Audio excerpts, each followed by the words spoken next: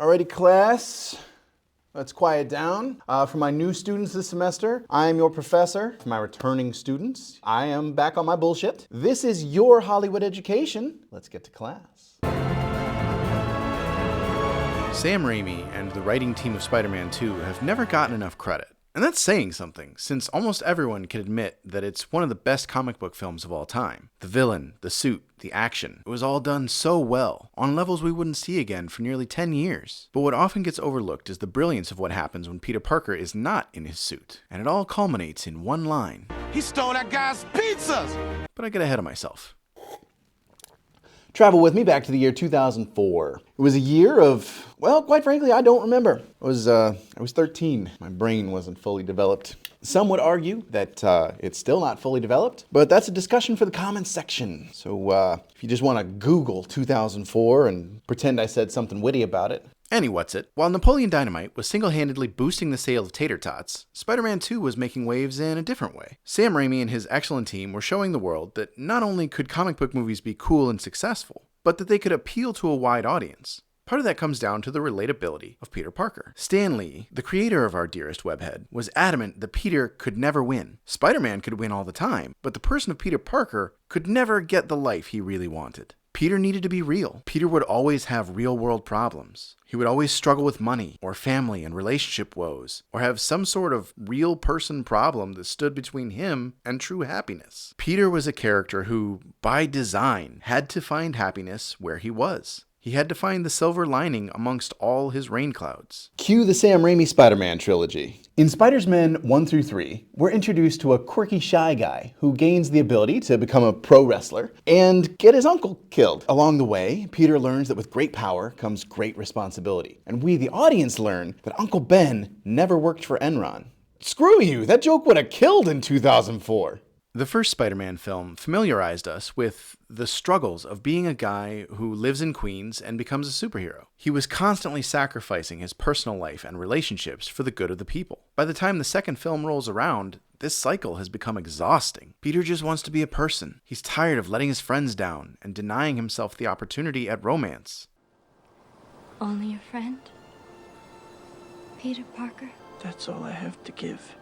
And so his body begins to react accordingly. His powers begin to leave him. With the weight of being a superhero seemingly being lifted from his shoulders, Peter is elated at the opportunity to indulge in what he had previously seen as unattainable luxuries. But his family and friends, and most importantly Mary Jane, have all moved on. It's too late. I'm getting married. With several years of Peter flaking and pulling back and simply not being around, everyone around him had to learn to carry on without him. In one scene, Peter surprises Mary Jane at her play. Afterwards, they're walking down the street together, and Peter naively thinks that just showing up this one time is enough to patch up all that distance between them. Mary Jane keenly sees through his attempt to break up her engagement and calls him out. You think just because you saw my play, you can talk me out of getting married? Pete, in some interesting foreshadowing for the third movie, pulls the spotlight away from her and shines it directly at himself. I'm different. I'm not an empty seat anymore. Proudly believing that this is all it takes to overcome. But then he says the line. Punch me, I bleed. Peter thinks he's so clever here, trying to subtly show Mary Jane just how much he's changed, but he doesn't realize he's botched it. You see, Peter's trying to quote Shakespeare here. I've been reading poetry lately. In The Merchant of Venice, the character of Shylock says the line, "If you prick us, do we not bleed?" Whatever that means. Peter is invoking the most famous poet of all time and falls flat on his face. This seemingly minor mistake shows his whole hand, because truth is he's not different. He hasn't changed. He's only reading plays and poetry to appeal to Mary Jane's thespian side. But if you want to get a woman to fall in love with you, feed her poetry. Poetry. He's trying to make it seem like he's grown and that he's different, while putting in none of the effort to actually change or grow or evolve. He's using his big brain to memorize just enough poetry to make Mary Jane think that he's growing. Peter Parker is gaslighting Mary Jane. And just like that, Doc Ock has proved to be right. Tells me you're brilliant. He also tells me you're lazy. He's brilliant because he chose to embed himself into the thing that his love interest is so passionate about. But his laziness still wins out in this effort because he doesn't invest enough time or effort to get the line just right. And Mary Jane, in that moment, has had enough. It hits her like an arrow through the chest, seeing how this person she trusted, this person who seems like he'd never hurt a fly, just used her love of theater to try to manipulate her. She can't believe it. You can see it in her eyes. But in Peter's eyes, we see pride. He thinks he was successful here. Thing is, now that his Spider-Man powers are gone, his eyesight is bad again. And in order to impress Mary Jane, he wasn't wearing his glasses. So the scene went very differently in his mind. He just missed every single facial expression and visual cue that she gave him. He's clueless. So as she gets into the cab and disappears into the night, he pulls out those glasses and he watches her drive away. And he's elated. He thinks he won her over.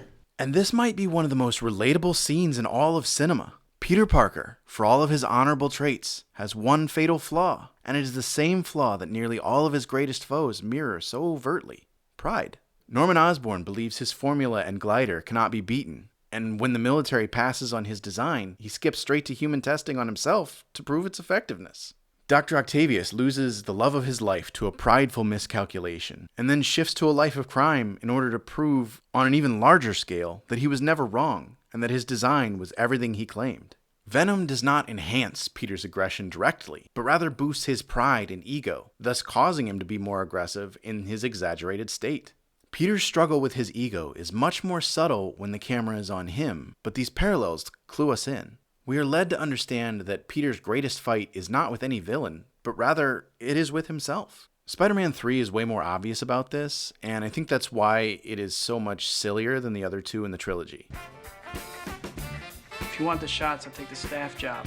Raimi knew that in order to balance the heaviness of Peter's real-world mistakes at that point in his career, the tone of the film would need to be more comic booky. But here, in the dead center of the trilogy, we have the most delicately handled exploration of Peter Parker's humanity. We see his desires, we see his weaknesses, and we see his attempts to simply have a real life. We see the strain of constantly having to sacrifice yourself for the greater good, of always having to be the one to step up, putting both body and mind on the line for the sake of the helpless. And yet, he is still, in this vulnerable state, so blind to his own accidental self-sabotage. It is here, more than anywhere else, that we truly feel for him. Despite how he has ultimately biffed this at bat, we feel the sting of the strikeout. It's moments like this that make the Sam Raimi Spider-Man trilogy truly amazing. The relatability of Peter Parker props up the superhero action scenes, elevating them to more than they would have been without those quiet moments. And to extrapolate further, that stupid dance scene from Spider-Man 3 is earned because of what just happened. The same pride that we see displayed in this scene is what killed Uncle Ben, and is what Venom takes advantage of in the third film. And that's relatable. We've all had that one mistake that seems to have rippled out, or that one character flaw that seems to just tear down everything we build. And the humanity of that concept gives Peter Parker and his alter ego a backbone. And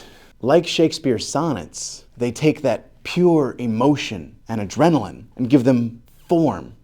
And I think the Bard would be proud. Class dismissed.